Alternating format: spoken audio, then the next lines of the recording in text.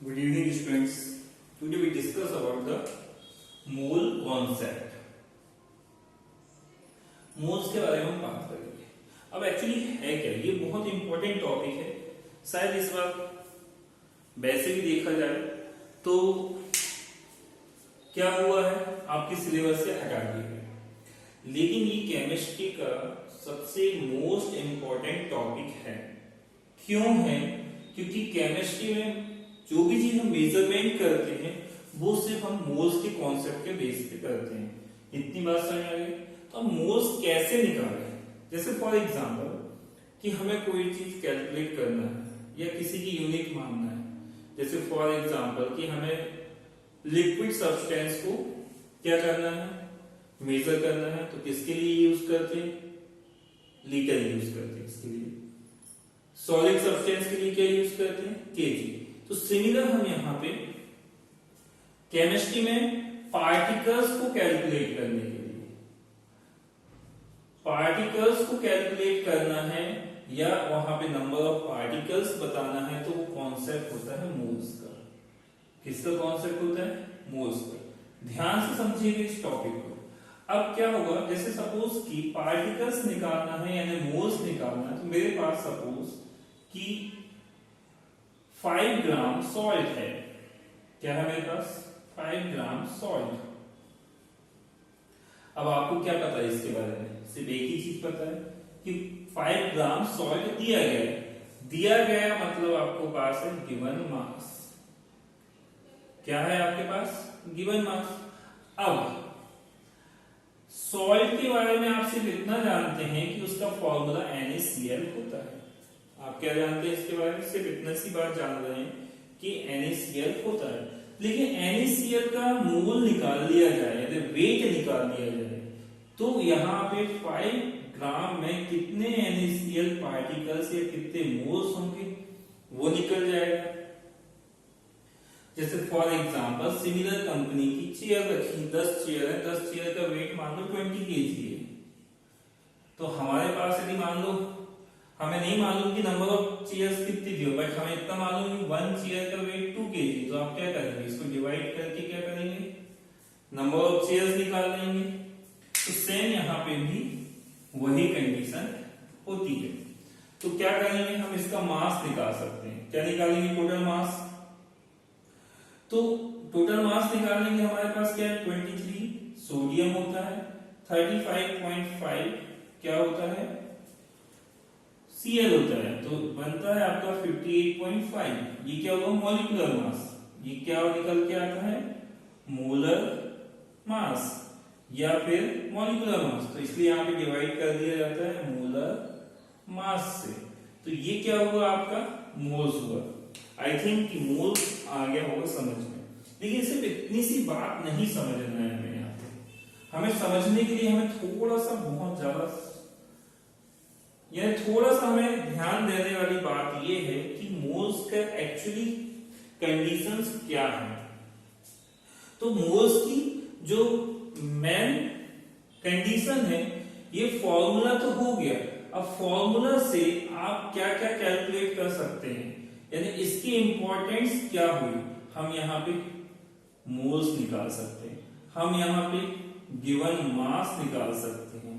तो ये दो चीज हम यहाँ पे कैलकुलेट कर सकते हैं. हमारे लिए याद रखने वाली चीज ये है. पहली चीज कैसे निकालेंगे? सपोज कि एक क्वेश्चन दिया है कि calculate the moles of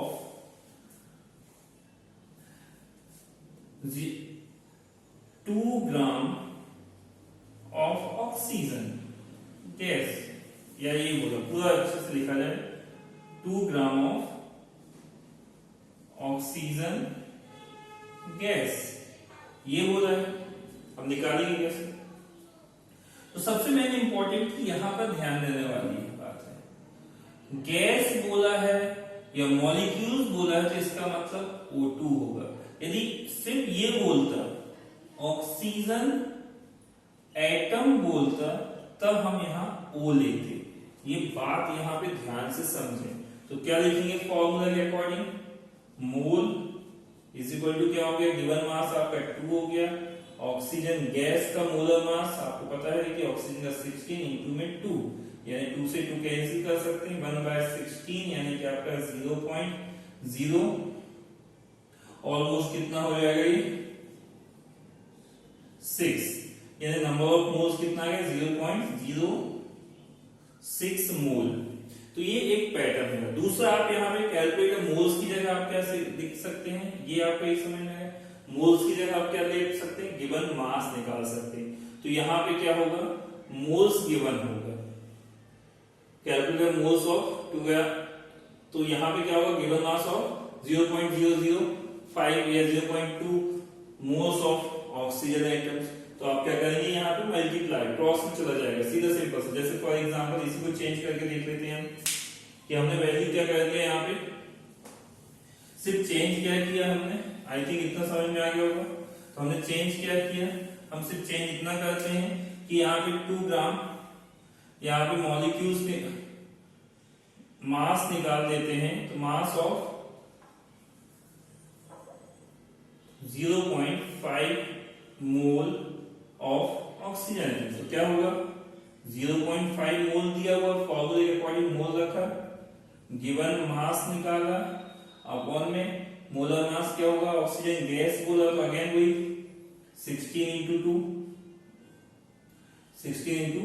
2 cross multiply, you know that molecular mass equal to क्या हो जाएगा 16 into 2 into में 0.5। तो आप कैलकुलेट करेंगे तो 5 2 10 यानी 1 into में 16, यानी आंसर क्या हो गया 16 ही आ गया। क्या आ गया आपका, ये गिवन मास। एक पैटर्न ये होता है। अब कंफ्यूजन कहां होगा, ये तो हो गया छोटा सा पैटर्न जो कि आसान था। कंफ्यूजन कहां होगा, अब ध्यान से समझिएगा। क्या हुआ, एक साइंटिस्ट थे एवोगैड्रो, यानी साइंटिस्ट कौन थे, एवोगाड्रो। तो उन्होंने ये कहा था कि किसी भी पार्टिकल्स का जो मोल्स है, यानी 1 मोल की जो वैल्यू होगी वो 6.022 into 10⁻23 हुई। ये 1 मोल की वैल्यू। आप सोडियम ले लें, कैल्शियम ले लें, मैग्नीशियम ले लें, एनीथिंग 1 मोल की वैल्यू। तो अब बच्चों को प्रॉब्लम क्या होती है, ये कब यूज करें और मोलर मास हम कब यूज करें, सबसे मेन इंपॉर्टेंट यहां पे ध्यान देना। तो ये वैल्यू आपको याद रखनी पड़ेगी। इसके 2 कंडीशन है, बहुत आसान है बट बहुत सिंपल भी है, पर यदि ध्यान से समझा जाए तो क्या होगा, ध्यान समझिए। सपोज कि आपको दिया है, क्या कहा गया, बोला गया क्वेश्चन में, क्या बोला गया, कैलकुलेट द सोडियम, या कोई भी ले सकते हैं, एनीथिंग ले आपका, सोडियम मॉलिक्यूल्स या पार्टिकल्स, मॉलिक्यूल्स ऑफ 5 ग्राम या 5 के जो भी लेना है आपको ले सकते हैं, या 3 ग्राम ऑफ सोडियम सल्फेट। अब ध्यान समझिए इसका मीनिंग क्या है, यानी कि बहुत सारे सोडियम सल्फेट पार्टिकल्स हैं, उसमें से सिर्फ हमें सोडियम का नंबर बताना है। किसका नंबर बताना है, सोडियम। तो इसके लिए प्रोसेस क्या है, देखिए ध्यान समझिए। इसके पास सिर्फ क्या दिया, 3 ग्राम में से बताना है। तो अब हमारे पास तो सिर्फ ये चीजें हैं, इससे हमें सोडियम बताना है। तो इस फॉर्मूला के अकॉर्डिंग कितने सोडियम है, यहाँ पे 2 सोडियम है। ये हमें समझ में आ गया। यदि इतनी बात आपको समझ में आ जाती है कि यहाँ पे क्या है, सोडियम है, जो कि सिर्फ हमें सोडियम निकालना है, किससे, सोडियम सल्फेट से। इतनी बात क्लियर है। तो कैसे निकालेंगे, इसको निकालने के लिए सीधा सिंपल सा 3 ग्राम में से निकालना है। कितने ग्राम में से निकालना है, 3 ग्राम में से। थोड़ा सा इसको नीचे करते हैं, 3 ग्राम में से निकालना है। अब हमें नहीं मालूम कि सोडियम कितना होगा यहाँ पे, तो आपको पता है कि 1 मोल ऑफ सोडियम की वैल्यू होती 6.022 इंटू 10⁻23। क्यों ले रहे हैं हम? क्योंकि इसकी वैल्यू हमें नहीं पता था। इसका वेट सपोज कर लो कि इतना होता है। मास क्यों नहीं है? क्योंकि यहाँ मोल्स की बात चल रही है, ये बात ध्यान रखें। तो कितने मोल्स हैं यहाँ इसके? 2, तो 2 से मल्टीप्लाई। लेकिन ये जो वैल्यू है वो कितने में से था? तो इसके टोटल मास या मोलर मास तो आप समझ सकते हैं, 23 सोडियम का होता है, 2 का मल्टीप्लाई किया तो 46, 32 इसका होता है, 16 का 6 में मल्टीप्लाई किया तो 64, इक्वल टू क्या हो गया? 10, 6, 8, 12 और 4, 8, 6, 14, 142। It means that 142 ग्राम पे जो सोडियम था वो इतने ग्राम था सपोज। तो 3 ग्राम में क्या हुआ? आपको पता है कि ये था 142 में, तो 1 ग्राम का कैलकुलेट करेंगे तो क्या होगा? 6.022 इंटू 10⁻23 इंटू 2 अपॉन में 142 डिवाइडेड बाय 142। क्यों? ये आप अच्छे से जानते हैं, क्योंकि हम 1 ग्राम की वैल्यू निकाल रहे हैं, लेकिन हम यहाँ पे किसकी वैल्यू निकाल रहे हैं बैठे? कितने में से? 3 में से। तो 1 का निकाल रहे हैं तो 1 का ये कंडीशन आएगी, बट हमें निकालना है किसका है? 3 का। तो 3 का हम क्या करेंगे? यहाँ पे मल्टीप्लाई कर देंगे, ये आसान हो जाएगा हमारे लिए। तो ये कंडीशन हो गई क्या? 3 के लिए। जब इसको कैलकुलेट करेंगे तो आपका जो भी आंसर आएगा वो कंडीशन क्या आएगी? सोडियम के पार्टिकल्स की, यानी इतने मोल्स पार्टिकल्स हैं। एक कंडीशन ये होगी। आई होप कि ये समझ में आ गया होगा कि एवोगाड्रो नंबर हम कब यूज कर रहे हैं। कॉम्प्लेक्स में से हमें सिर्फ एक निकालना है, 1 निकालना है, तब हम इसका यूज कर रहे हैं। ये बात आपको समझ आ गई। डिफरेंस समझ में आया? जब डायरेक्ट मोल्स निकालना है, गिवन मास दिया है, तो आप मोलर मास यानी टोटल वेट लगाएंगे। लेकिन किसी पार्टिकुलर कंपाउंड में से हमें निकालना है तो हमें एवोगाड्रो लॉ यूज करना है। एक और पैटर्न आता है, बस ये 3 पैटर्न समझ लीजिए मोल्स के, इसके अलावा दूसरा पैटर्न नहीं है। एक और पैटर्न है और वो है, जैसे फॉर एग्जांपल उसी से लेके क्या होता है, जैसे वहां पे पूछा गया है how many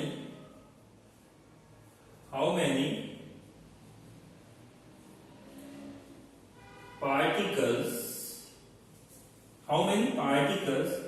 in 2 gram of, या मान लो यहां पे हम ले लेते हैं 10 ग्राम ऑफ